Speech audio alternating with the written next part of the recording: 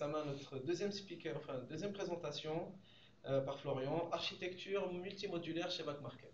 C'est totalement ça.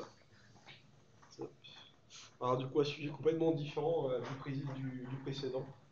Donc là, on va plutôt parler d'architecture. Donc voilà, comme ça contentera un petit peu tout le monde, donc les petits et les grands. Donc aujourd'hui, on va parler d'architecture multimodule que nous on a adopté chez BackMarket. Et voilà, de réunir un petit peu le secret autour de cette architecture-là. Donc tout d'abord, pour commencer, je vais me présenter. Je m'appelle Florian. Je fais de l'Android donc depuis un petit peu plus de 10 ans maintenant. Et je travaille chez BackMarket depuis quasiment 6 ans. Donc voilà, les différents problèmes de performance, tout ça qu'on a vu tout à l'heure, c'était peut-être à cause de moi aussi. Et donc là aujourd'hui, moi du coup j'ai commencé à travailler donc, sur l'application BackMarket sur Android, donc vraiment de zéro. Pareil sur l'application iOS, il y a d'autres qui travaillaient dessus aussi. Et voilà, donc petit à petit, on est passé de un ou 2 développeurs à plusieurs. Et aujourd'hui, je travaille dans la Team Core avec Pierre Manuel. On va s'occuper de tout ce qui est des sujets qui a touché sur l'architecture, le tooling, la CI, etc., etc. Donc, on va donner un petit peu de contexte avant de parler de notre architecture. Donc, comme on disait tout à l'heure, BackMarket, c'est donc une application qui a à peu près 5 ans, 5 ans d'âge. On a une vingtaine de développeurs mobiles, donc Android et iOS, répartis dans une dizaine de squads. Et aujourd'hui, donc, on a à peu près donc, 230 modules, dont environ une soixantaine juste pour des features. Donc ça aussi, c'est aussi parce qu'en fait, on a commencé donc dès le départ à vraiment penser l'application pour qu'elle soit voilà, très modulaire. Et au fil du temps, voilà, chacun rajoute un petit peu ses modules, ce qui fait que ouais, ça grossit petit à petit. On va tout d'abord revenir aux bases. Donc les applications, donc monomodule, qu'est-ce que c'est? Donc c'est une application assez simple. Là, on a généralement un seul module dedans qui est le module d'application, dans lequel on va avoir tout notre code dedans, donc pour gérer l'application, avec les activités, les écrans, la vue, vraiment tout du coup, qui est dans un seul et même module. Et pour pouvoir mieux organiser tout ce code-là, généralement, ce qu'on va faire, c'est qu'on va créer des packages, des sous-packages, des sous-sous-packages, voilà, par exemple, pour séparer la partie vue, de la partie data, de la partie API, etc. etc. Au niveau des build time, l'un des inconvénients aussi, c'est que si on fait un changement dans le code, ça va rebuilder le module entièrement. Donc c'est pas forcément top, parce que du coup ça peut prendre pas mal de temps. Et par contre, voilà, si vous êtes sur une application qui est globalement de taille relativement petite, vous n'avez pas énormément d'écran à gérer, ou si vous êtes voilà, un ou deux développeurs dessus, ça peut être quand même une bonne solution voilà, pour commencer, sans forcément voilà, vous prendre trop la tête à gérer un gros projet en multimodule. Donc les multimodules, donc en revanche, donc voilà les différents avantages qu'on peut en tirer. Donc en termes de réutilisabilité, pardon, c'est si on a un projet dans lequel on va avoir potentiellement plusieurs applications. Donc, si on prend par exemple l'application Uber, où là on peut avoir une application dédiée au driver et une application dédiée au client, et ben, on va pouvoir facilement faire en sorte que ces deux applications-là, qui puissent être dans le même projet, partager le même code, en fait, les mêmes modules entre eux assez facilement. En termes de visibilité, donc, ce qu'on va exposer dans nos modules, on va pouvoir mieux contrôler en fait, vraiment ce qu'on va exposer en dehors, notamment en utilisant les publics, private et internal, donc les modificateurs de visibilité. Donc, par exemple, donc, public, on sait que votre classe, votre propriété est visible de partout. Private, c'est uniquement dans votre fichier. Et internal, là, par contre, du coup, dans ce sens-là, dans le contexte multimodule, ça va faire en sorte que vous avez une classe qui est en internal, elle sera accessible que au sein de votre module et pas en dehors. Donc, ça peut être très utile en certains cas. Vous avez aussi donc, la possibilité de renforcer euh, le concept d'encapsulation dans votre application multimodule en faisant en sorte que vos modules ne vont pas connaître entièrement donc, la liste de tous les autres modules qui existent dans votre projet. Donc vraiment, ça va être, vous avez par exemple votre feature, elle ne va pas forcément connaître comment fonctionne l'API, ou etc., etc. Donc chaque module a une connaissance limitée de ce qui existe en dehors de celui-ci. Ce qui permet aussi de renforcer le fait de voilà, qu'on va avoir une implémentation qui va changer, ça ne va pas forcément casser tout le reste du code. Donc là, par exemple, si imaginons on utilise un SDK dans notre projet, on désire le changer pour passer à autre chose, on va pouvoir changer facilement sans casser tout le reste du projet. Et ça nous permet, donc le fait d'être en multimodule, ça nous permet aussi de facilement d'assigner un responsable, donc une personne qui va s'occuper de la maintenance du code. Donc par exemple, on peut avoir une personne qui va gérer un module en particulier. Et si on est sur la GitHub aussi, on peut aussi créer un fichier code owners dans le module. Et quand une personne va toucher à ce module-là et va créer une pull request dessus, ça va automatiquement assigner la personne qui own cette partie du code-là dans la pull request. Du coup, elle sera automatiquement assignée en reviewer de la pull request, donc ça peut être très utile. Et en termes de build time, ça va aussi, en théorie, donc, améliorer les temps de build, notamment en utilisant les fonctionnalités de pouvoir paralléliser les tâches de build. Donc si vous avez une machine avec plusieurs corps dessus, vous allez pouvoir en profiter au maximum. Et un autre avantage aussi, c'est que si vous détectez qu'il y a un problème de performance au niveau du build, vous allez pouvoir plus facilement identifier quel module en est responsable en fait. Puisque vous allez voir, chacun des modules va compiler séparément l'un de l'autre, et s'il y a un module qui prend plus de temps, ça va ressortir beaucoup plus facilement que si on était au sein d'un seul et même module. Donc voilà, tout ça c'est très bien. Donc on a listé pas mal d'avantages à passer en multimodule. Donc maintenant on va se demander là, comment est-ce qu'on fait pour passer une application en multimodule ou créer une nouvelle application multimodule. Donc pour ça, il y a plusieurs moyens de le faire. Et malheureusement, voilà, il n'existe pas qu'une seule solution possible pour atteindre tous ces différents avantages-là. Et nous, voilà, quand on a commencé à travailler sur l'application Black Markets, il n'y avait pas vraiment de doc vraiment officiel en fait pour voilà, comment bien architecturer son application.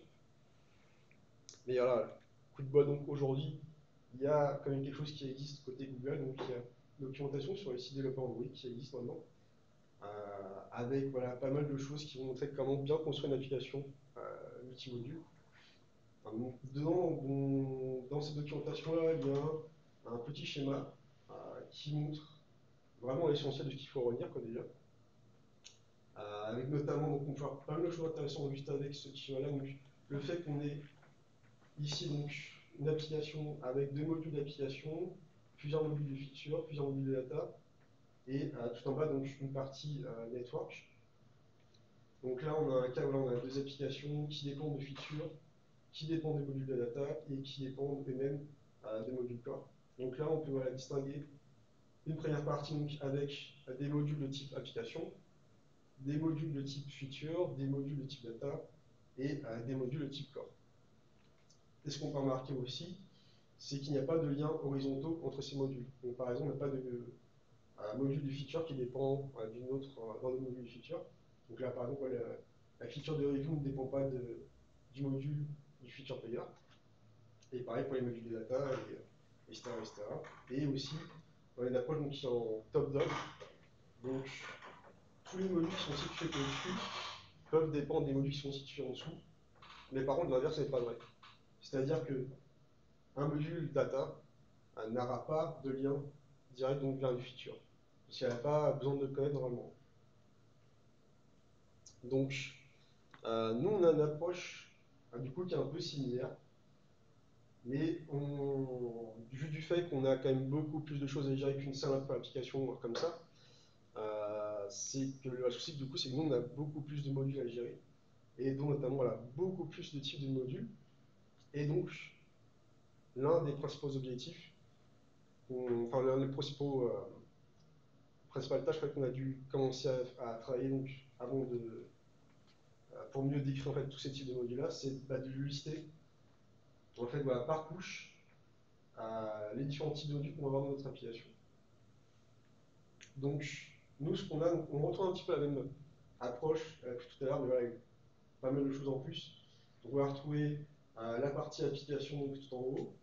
On a aussi donc, une partie test benchmark qui est encore au-dessus, qui, elle, en fait, c'est plus pour si vous avez des modules de type test pour faire des tests UI, Espresso ou autre. Donc, vous allez avoir des modules qui sont au-dessus, qui vont dépendre de votre module ou module de l'application. Ensuite, donc, voilà, vous allez vous retrouver la même approche top-down, donc qui fait que voilà, vos modules qui sont au-dessus peuvent dépendre des modules qui sont en dessous et pas l'inverse. Et pareil, on n'a pas de liens horizontaux non plus. Il faut voir ça un peu comme des Lego qu'on imbrique les uns sur les autres.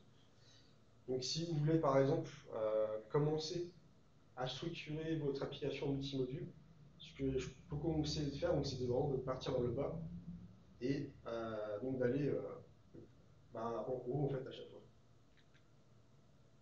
Donc là on va partir en haut du bas, donc la partie, ce qu'on appelle la partie foundation, donc c'est une partie core en fait, qui elle n'aura pas vraiment d'implémentation, vraiment qui n'a pas de connaissance business de l'application non plus. Elle va juste exposer en fait des interfaces pour certaines features clés pour notre application. Donc par exemple, nous, on a un module d'analytics qui va fournir des interfaces, des classes aux features pour pouvoir envoyer des événements d'analytics. Et donc voilà, on peut retrouver des choses comme par exemple le module de network aussi, lui qui va fournir par exemple un client HTTP, etc. Donc pour que une couche API elle puisse communiquer avec le network. Ensuite, donc, au-dessus de ça, on va retrouver une couche data. Elle, son objectif, c'est assez simple, c'est de fournir de la data à nos features. Donc pour ça, nous, ce qu'on a fait, c'est qu'on a dans ce layer-là, donc, 4 principaux modules par feature qu'on va appeler. Donc, par exemple, on va avoir une feature product qui va correspondre par exemple à une product page, etc. Et donc, pour exposer ces datas-là, on va avoir un premier module, un modèle, qui dedans vont avoir les différentes data classes, représenter par exemple notre objet product.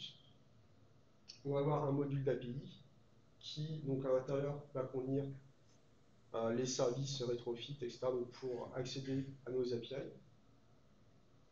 Le module local, lui, il va s'occuper de si on a des données à mettre en local sur le device, via du room, de la share préférence par exemple.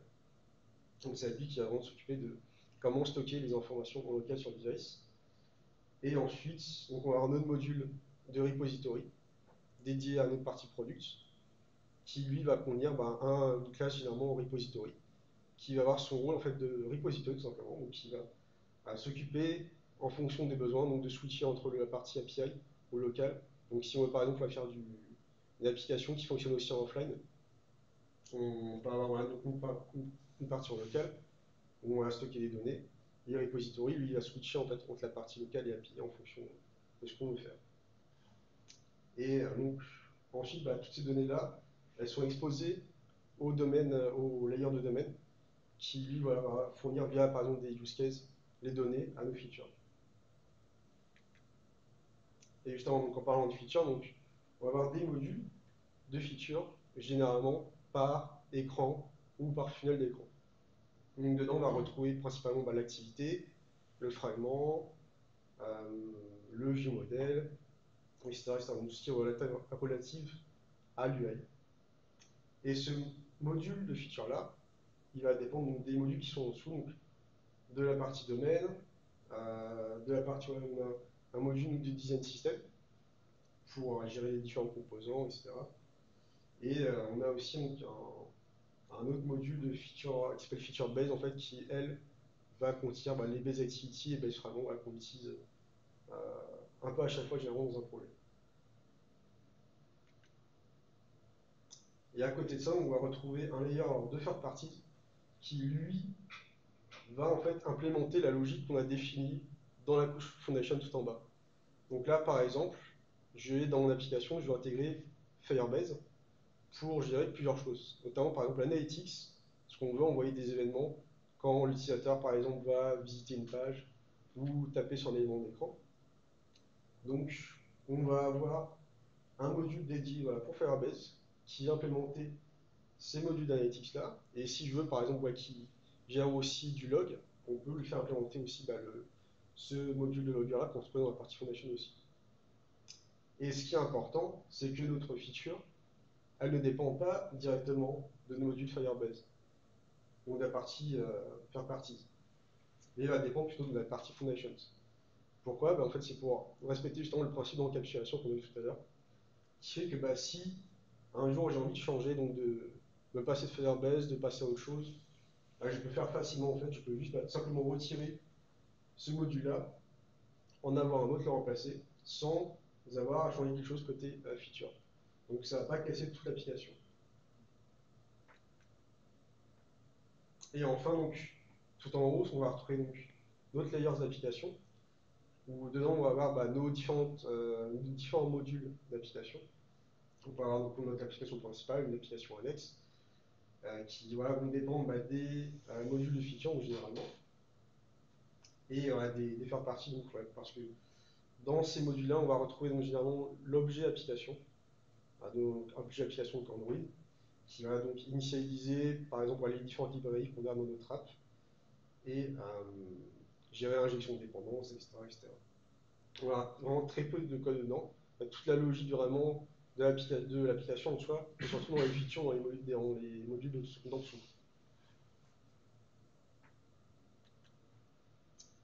Alors là, je ne vais pas représenter toutes les autres couches. Et voilà, c'est en fonction un peu des besoins.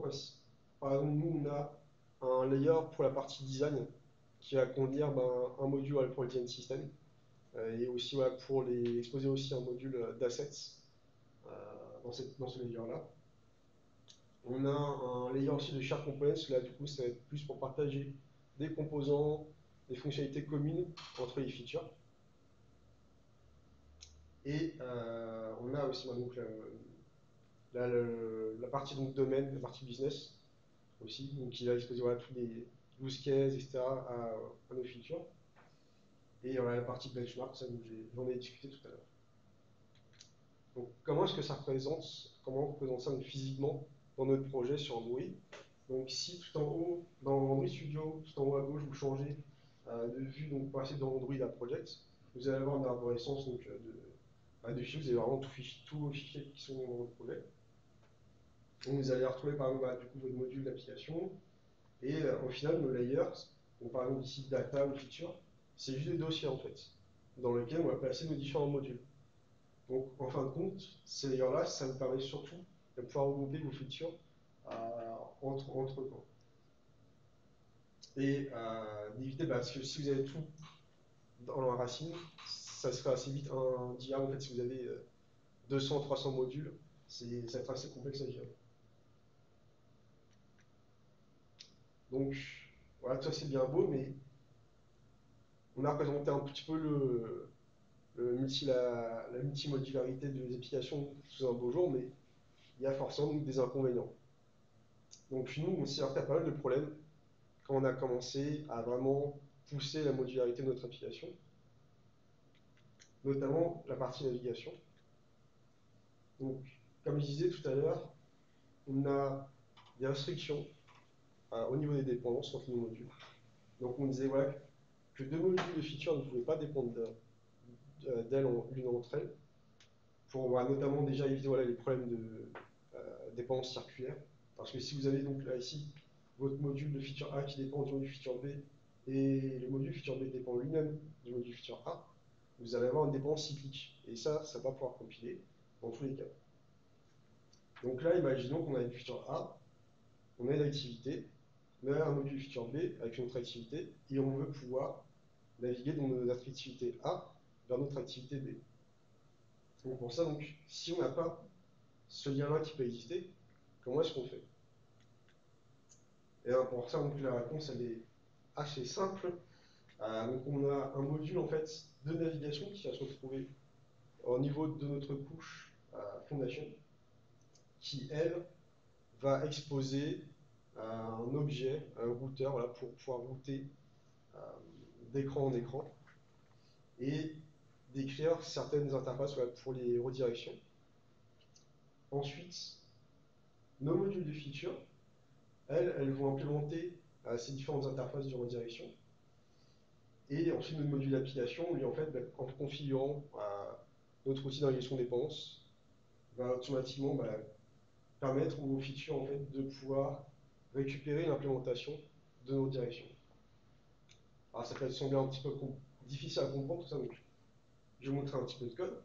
Donc, nous, par exemple, dans la partie navigation, donc la partie core, donc on va retrouver des définitions d'interface pour les différentes redirections.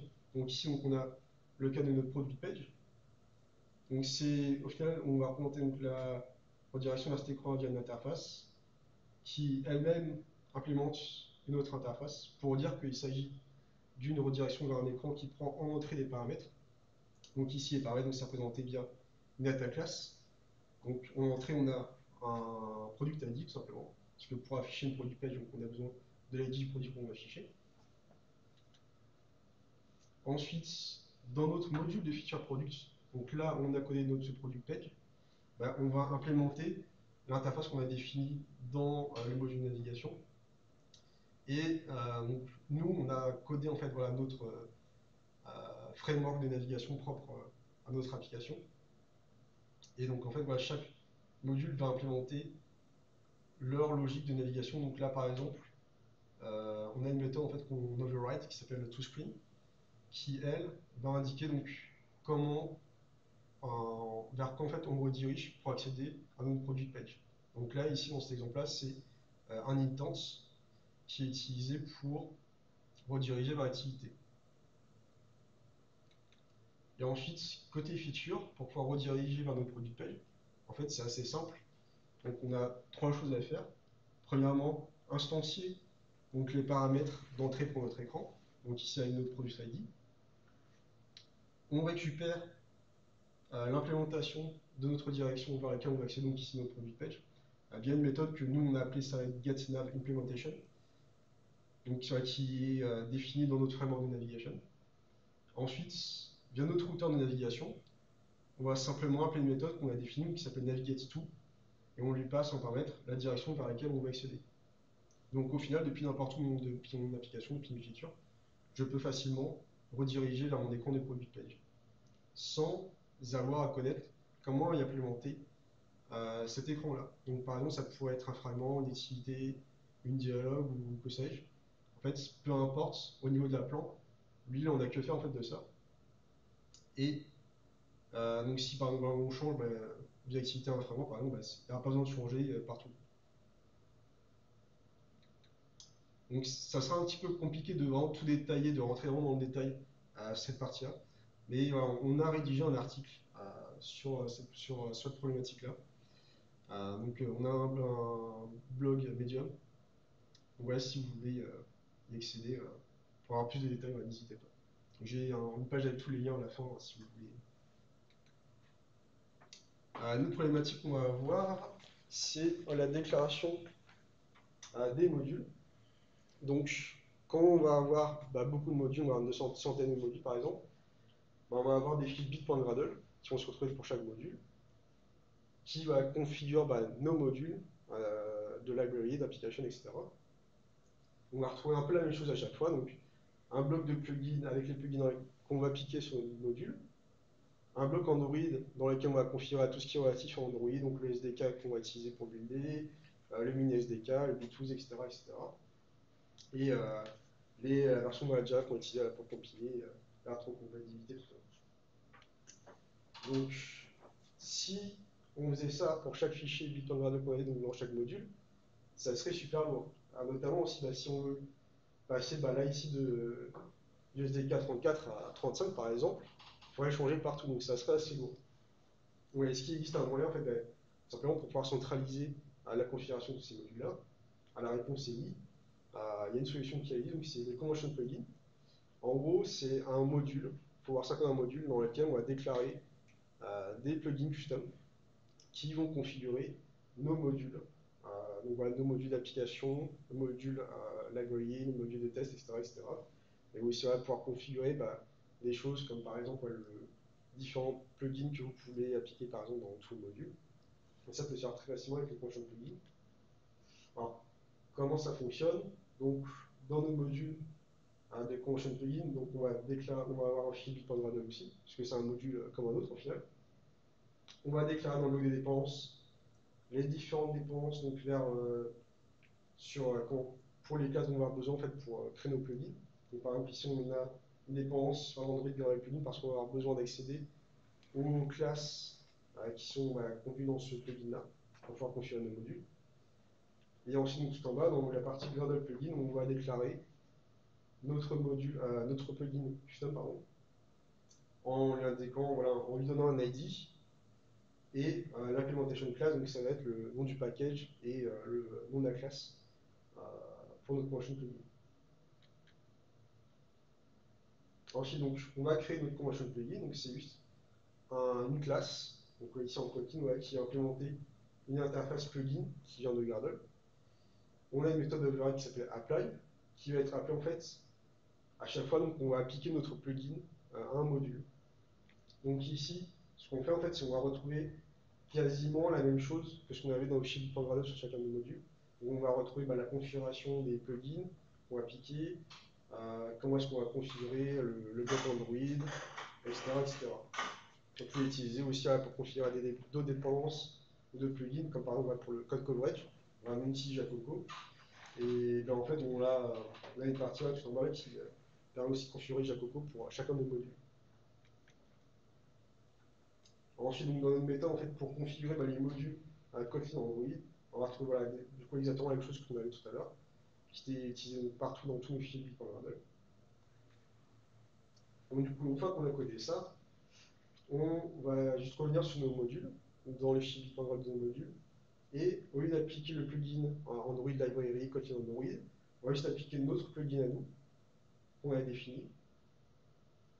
Et au final, on pourra retirer tout ce qui se trouvait avant, donc qui était dans le bloc Android, donc avec les builds SDK, les min SDK, etc. etc.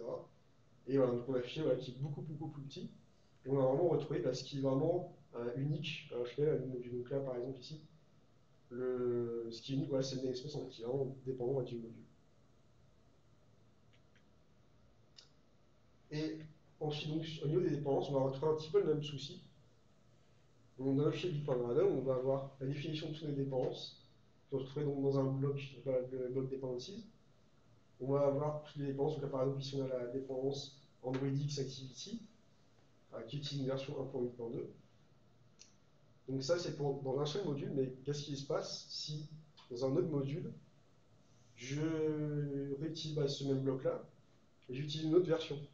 Comment est-ce qu'on va faire en sorte que on puisse synchroniser les différentes versions de nos librairies entre chacun des modules? Parce que si moi j'utilise la version 1.8.2, qu'est-ce qui me dit qu'une personne qui travaille sur d'autres modules n'utilise pas une version qui n'est pas à jour? Donc pour ça, il y a aussi une solution qui existe, donc qui est les Gradle version catalogue. Bon, en gros, c'est un fichier qu'on va retrouver dans le dossier Gradle, qui est au format TOML. Et dedans, on va avoir plusieurs choses. Donc on a une première partie, une première section avec les différentes versions qu'on va déclarer. Donc là, par exemple, on va déclarer la version qu'on va utiliser pour Android Gradle Plugin, pour Kotlin, etc., etc. Dans le bloc Libraries, on va retrouver tout simplement les différentes librairies qu'on va utiliser dans notre application, par exemple la lib Kotlin, etc., etc. On peut avoir aussi une section de bundles qui, elle, en fait, alors c'est un peu spécial, ça permet en fait de regrouper plusieurs dépenses au sein d'une même dépense au final. Donc, vraiment, on déclare un bundle Kotlin qui va regrouper les librairies Kotlin stdlib et Kotlin coroutine Android. Donc on va utiliser ce bundle-là. En fait, ça va automatiquement utiliser ces deux librairies-là. Donc au lieu d'avoir, par exemple, si vous avez, au lieu d'appliquer toutes les librairies Kotlin un à un, vous avez juste la possibilité d'appliquer uniquement ce bundle-là, ça va appliquer tout le reste. Et vous avez, sur les principes du coup que pour les librairies, vous allez retrouver aussi un bloc plugins dans lequel vous allez déclarer tous les plugins que vous allez utiliser dans votre app. Donc ensuite, on revient encore à notre fichier Gradle. Donc ce qu'on a modifié, c'est que dans le bloc plugin, on a remplacé ça par les versions catalogue. Donc au lieu d'avoir écrit ID avec en dur le Android Gradle plugin, on va utiliser donc les versions catalogue, on y accède en fait via libs, qui est une propriété exposée par Gradle. Point plugins, parce que c'est un plugin, et le nom du plugin dans lequel on veut utiliser. Et par exemple, le bloc de dependencies, donc on va retrouver la même chose, on va avoir le libs, point, et ensuite ce qui est derrière, en fait, ça dépend de ce que vous avez écrit avant dans votre fichier TOML. Et donc ça, voilà, ça fait en sorte que, vous voyez bien que du coup ici, on n'a plus de string en dur, donc du coup pour référencer nos libres, ni de version, est référencé directement ici. Et tout est centralisé dans ce seul fichier, donc si je veux pouvoir mettre à jour une librairie, juste à modifier un seul fichier, et tous mes modules sont mis à jour, par exemple. Donc ça c'est génial. Ensuite, en termes de build time, on disait que si on passait en multimodule, ça allait améliorer votre build time. Alors c'est pas forcément vrai dans tous les cas.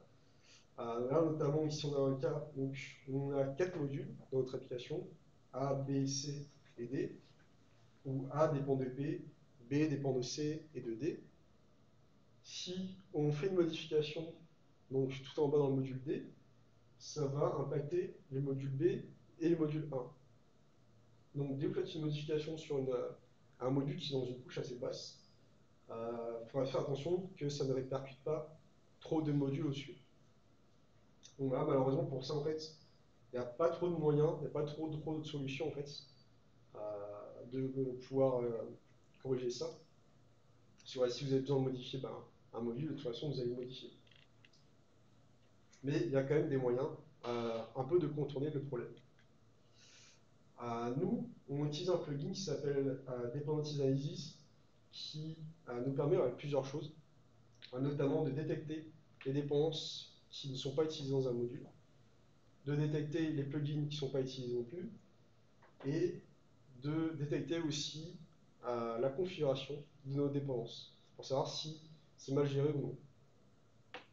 Donc nous, on a intégré ce plugin-là, et on l'a utilisé notamment pour pouvoir détecter si on a des dépenses inutiles dans le module. Parce que si on a des dépenses inutiles dans le module, si ces dépenses-là, elles ont besoin d'être compiées, ça va compiler notre module aussi. Donc moins vous avez des dépendances, mieux c'est. Donc nous on a intégré ça sous forme d'un check en fait sur notre CI. Et donc en gros, quand on va faire une pull request qui a modifié un module, on va avoir une vérification qui va être faite côté CI pour vérifier que dans notre module, on n'a pas de dépenses qui sont utiles. Auquel cas, on va avoir un message qui est posté en fait sur notre pull request qui va dire dans ton module, tu as telle dépense qui n'est pas utilisée, il faut utiliser en rêve.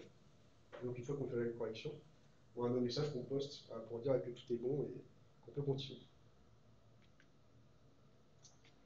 Aussi, donc, en termes d'optimisation de build, donc, on a notamment le moyen de pouvoir jouer avec les différentes configurations sur les dépendances. Donc généralement, ce qu'on fait, c'est que dans notre bloc de dépendances, on va utiliser implémentation pour dire notre module il va utiliser tel module ou tel algorithme. Mais on a aussi donc l'existence de API qui, elle, va fonctionner un peu comme implémentation, donc pour dire j'ai besoin de telle librairie, de tel module, mais potentiellement ceux qui vont dépendre de moi-même vont avoir besoin aussi, donc il faut que tu l'exposes à ceux qui dépendent de moi. Et on va retrouver aussi donc, deux autres configurations potentielles, donc runtime only et compile only, donc qui parlent à ces données en fait qui vont être pour si vous avez besoin d'une dépense qui va être utilisée uniquement en runtime, vous allez utiliser runtime only, et si c'est uniquement pour la compilation, vous allez utiliser compile only. Alors pour revenir sur la différence entre implémentation et API, pour que ce soit un petit peu plus clair, donc imaginons j'ai trois modules A, B et C. A dépend de B en utilisant implémentation, B dépend de C en utilisant aussi implémentation. Donc, dans ce cas-là, notre module A, il a accès uniquement aux classes, aux propriétés du module B, et pas de C. En revanche, si entre B et C, j'utilise API, en fait, transitivement, notre module A va dépendre, donc qui va dépendre du module B, va aussi avoir accès aux classes du module C. Parce que le module B, en fait, vu qu'on utilise API entre B et C, il va transitivement en fait, donner l'accès en gros aux classes qui sont dans le module B, dans le module C, au module A. Donc voilà, essayer donc de faire bien attention, éventuellement de privilégier d'utiliser implémentation et API dans les cas où vous voulez exposer des dépendances aux autres modules qui vont utiliser votre module. Voilà, donc pour résumer, donc, au niveau des différentes problématiques que vous pouvez rencontrer, donc, déjà il y a la navigation, donc quand vous voulez faire du multimodule, pensez bien à la navigation. Donc nous à l'époque on avait commencé à faire avait travaillé sur ce projet, il n'y avait pas encore vraiment de librairie pour la navigation qui existait. On n'avait pas les jetpack navigation, tout ça. Qui maintenant on gère un peu mieux le multimodule qu'à l'époque. Mais voilà, donc nous on avait décidé vraiment de partir sur notre propre implémentation. Faites en sorte voilà, que vos modules soient facilement configurables, donc évitez voilà, qu'il y ait vraiment du copier-coller à chaque fois. Bien gérer les dépenses, donc voilà, en utilisant le grade de version de catalogue. Et essayer voilà, d'optimiser les dépenses entre vos modules le plus possible pour éviter qu'il y ait des modules qui en compilent pour rien. Voilà. En conclusion, donc, les projets, les multimodules, c'est super top. Notamment, si vous travaillez sur l'application avec un très large scope, avec beaucoup de gens qui travaillent dessus, c'est beaucoup plus facilement gérable qu'à avoir une application avec un seul module dedans. Et notamment si vous avez des applications, des projets avec plusieurs applications, en ce sens, c'est plus simple à gérer. Donc, voilà, ça permet de renforcer pas mal de choses, de concepts qu'on peut retrouver comme la readabilité, la séparation of concern, etc. Les build time aussi. Et voilà, donc par contre, voilà, éviter certains pièges, notamment les dépenses circulaires. Donc voilà, pensez bien du coup à l'architecture de votre app avant pour éviter ce genre de problème. Ils ne vont pas vous retrouver du coup dans la mise. Pensez à la navigation et aussi donc à l'impact que ça peut avoir sur votre build time. Voilà, c'était tout pour moi. Est-ce que vous avez des questions?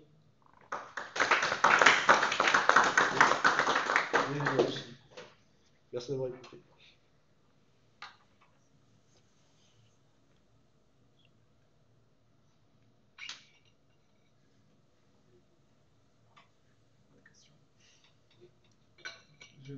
Oui. Merci pour la présentation. Ma question porte sur les équipes, notamment qui viennent qui font d'autres langages de programmation.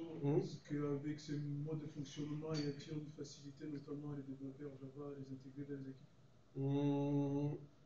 Alors nous, pour le coup, on a une application qui est en 100% Kotlin. On n'a plus de Java dans le code, mais en soit de passer après en Java en Kotlin, c'est assez simple au final. Mais en soi, nous n'autorisons pas spécialement d'utiliser un autre langage que Kotlin. Mais si on veut par exemple utiliser vraiment du Java pour une raison particulière, on peut avoir un module Java en fait qui est mélangé avec le reste, donc avec des autres modules Kotlin. Je sais pas si ça répond à la question. Ouais, c'est à peu près ça.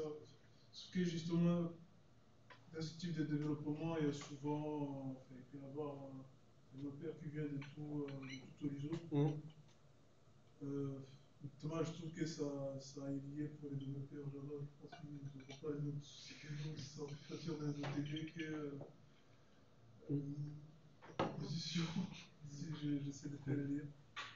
Et après, c'est un concept qui ne s'applique pas forcément en Android. Pour le coup, ça peut être utilisé dans n'importe quel autre type de projet au final. C'est pas forcément lié à Android, c'est juste que côté Android, il peut y avoir des problématiques donc liées à la navigation, etc. Et en ce cas, le fait de structurer par module, définir des différentes couches de modules, tout ça, ça peut être des principes qui peuvent être utilisés en Python. Et du coup, cette logique de multimodularité, elle est employée aussi du coup, côté Android, côté iOS ici. Ils ont mis en place la même philosophie. Il y a à peu près le même principe, ouais. Mais ils ont. C'est un petit peu moins avancé, quoi. Il y a moins de modules quand même que nous. Pas pour des raisons de build time aussi, parce que ça peut. C'est un peu des impacts un peu négatifs parfois. Après, sur iOS, c'est un petit peu géré un peu différemment aussi avec Xcode. Voilà. Mais c'est utilisable aussi sur iOS.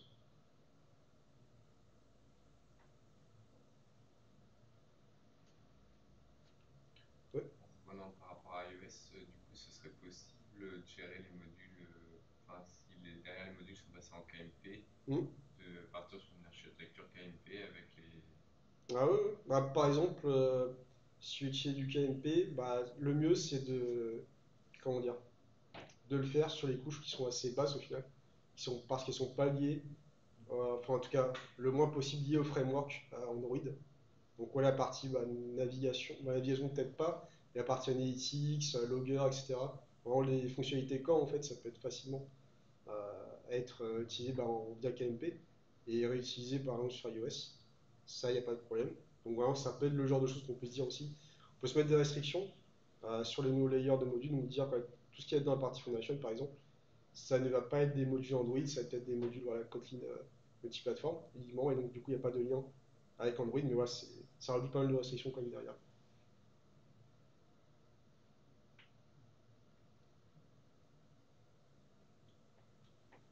Merci. Merci.